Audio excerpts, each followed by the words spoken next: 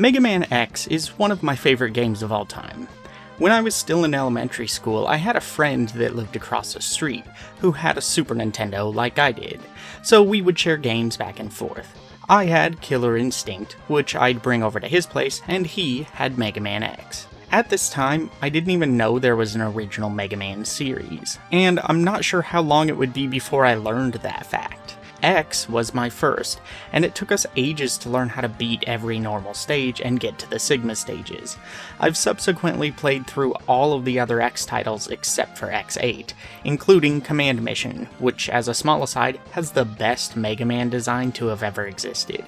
And I have to say, none of them other than X4 ever captured the precise magic of the first game again. I'll look at them all one day, but while there are certainly elements of each game I like, it's usually within the context of wishing they were in a better game.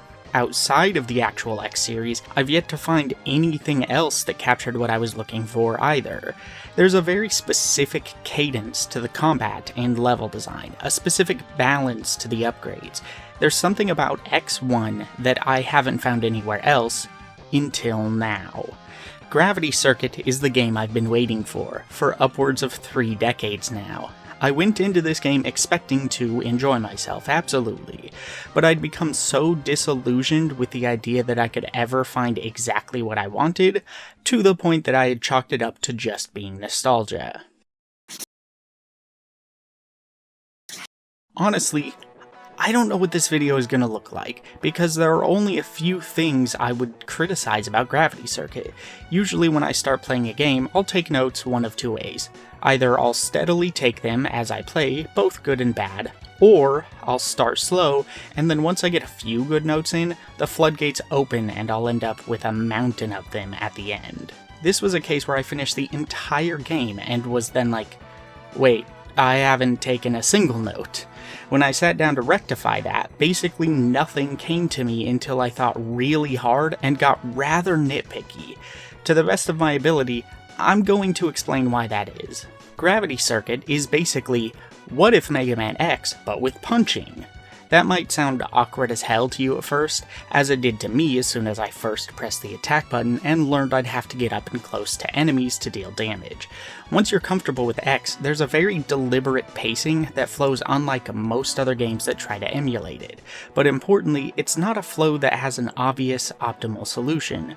While you have a foundation of slide jumping and knowing when to pelt enemies with lemons or when to charge shot them into oblivion, there are various other ways to handle situations depending on the maverick weapons you have on hand, armor pieces you've got access to, how well you executed previous sections, and a healthy amount of player expression beyond that.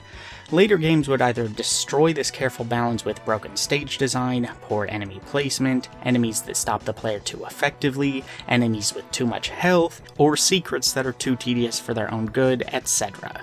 And a lot of the indie games trying to make their own X-style platformer either make the flow too automatic, limited, and or demandingly precise, or they change enough elements to stand out, but don't change other elements to compensate.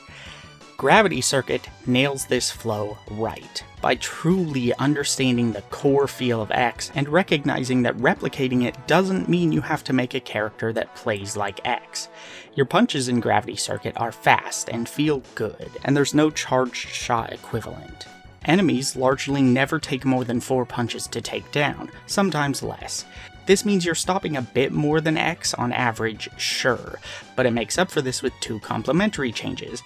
The dash button is no longer just a dodge. In fact, it's a bit shorter than X's dash, because it then transitions into a sprint when the button is held down. It knows that when you need to get into an enemy's face to take them down, you need that extra precision to refine your positioning, and it means that your flow is a bit faster and more natural when in between enemy encounters. The game also gives you the option to grab an enemy after you've defeated them though, using your grapple hook. You can also alternatively use secondary melee options like your upwards kick to launch them.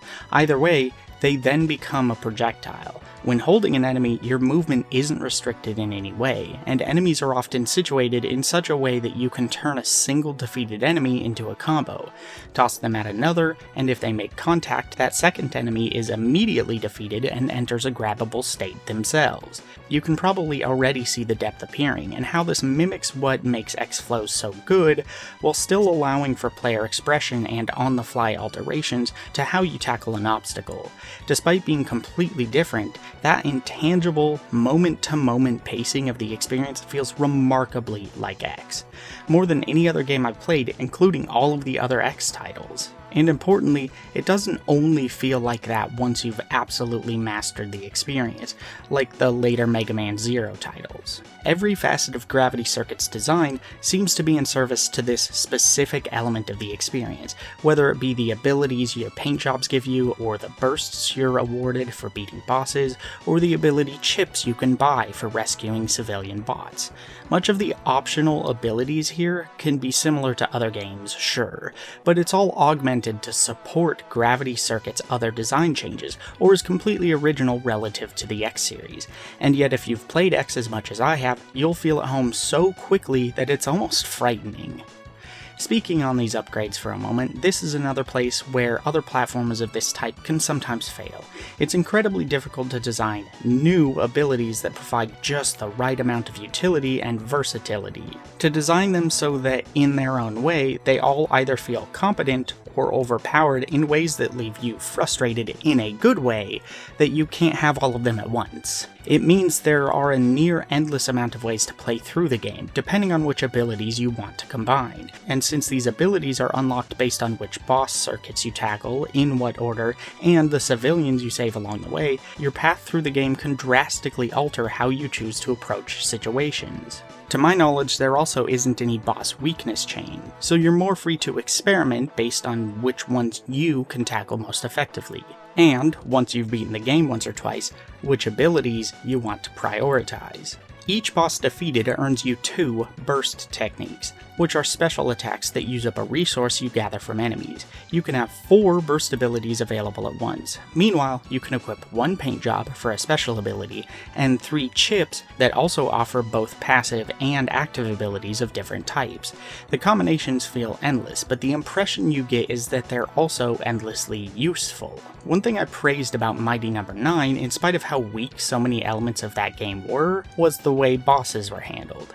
It was unique and engaging to have bosses that had no invincibility frames and instead asked you to dash through them in order to permanently deplete any health you might have taken from them up to that point.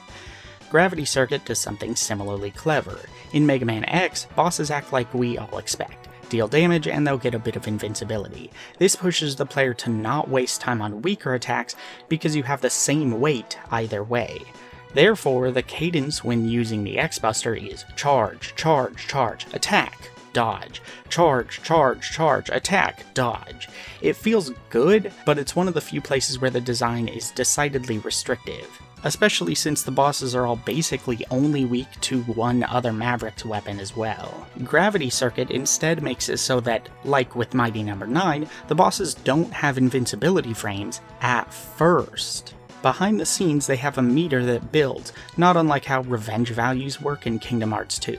Each time you attack, this meter goes up a bit, but it's also in a constant state of drain as long as you don't keep attacking. This means that if you get in a really good combo and you max the meter out, they'll then be afforded temporary invincibility, giving them the chance to gain some footing back.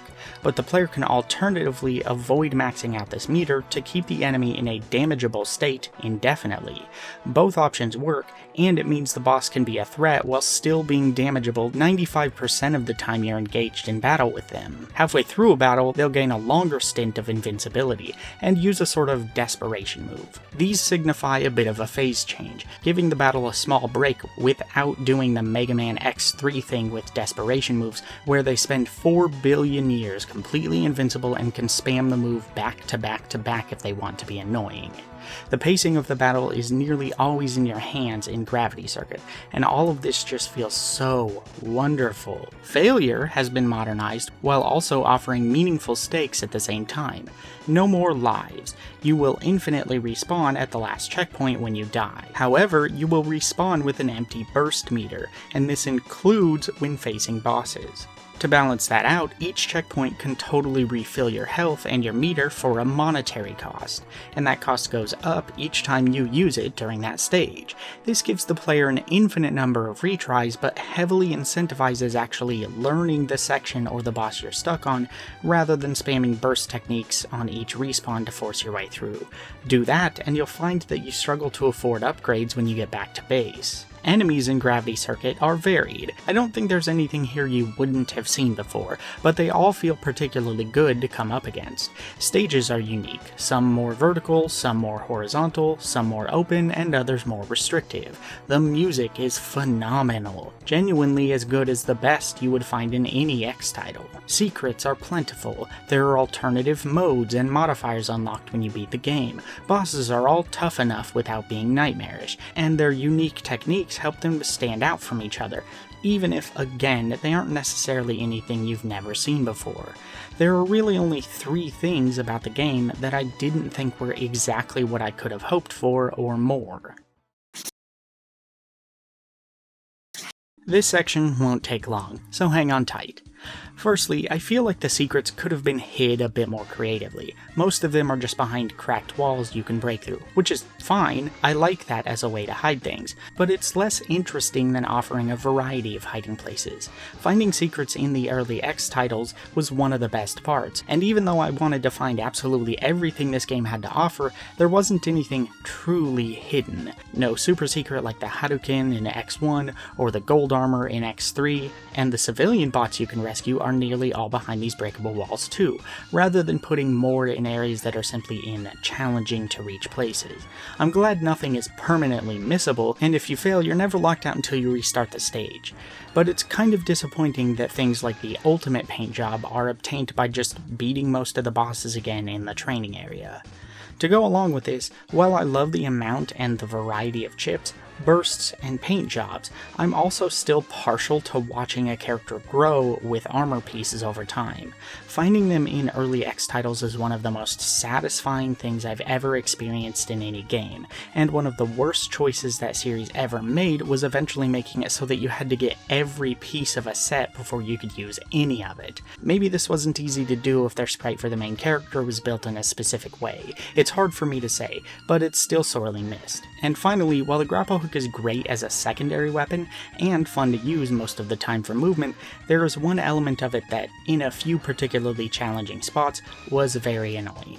You see, to aim the grapple hook up and diagonally forward, you have to hold diagonal up and forward on the D-pad or stick. Not surprising.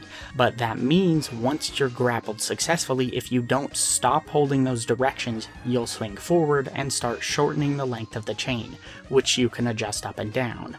In the tougher sections, this means you can hit an obstacle that knocks you down, or mistime something, or lose the length to swing as far as you need to for the next grapple, etc. It ends up creating this very awkward dance where you might be expected to do something rather precisely, but you're fiddling with the controls along the way.